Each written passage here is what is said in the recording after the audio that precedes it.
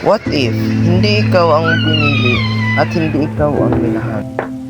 Ang sakit siguro kapag ang minahal mo siyang tapat pero sa iba pumunta.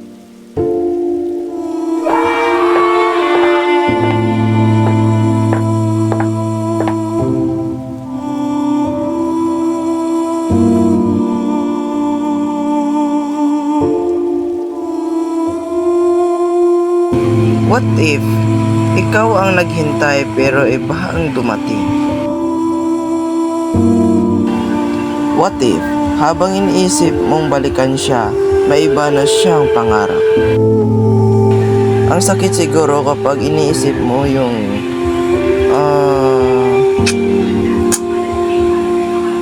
pagmamahal nyo dati.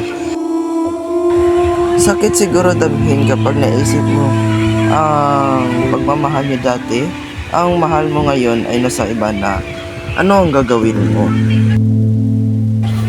Di naman siguro sa lahat ng mundo ay siya lang isang babae sa mundo dito. Tama? Kasi what if sayang lang naman talaga yung oras mo? Yung mahal mo? Yung taong pinahahalagahan mo? Bakit nasan ba siya ngayon? Nasaan na siya? Yung nagsabi sa'yo na magsistay. Yung nagsabi sa'yo na ano naman mangyari nandyan sa tabi mo. Bakit ganun? Bakit nasa tabi na ng iba?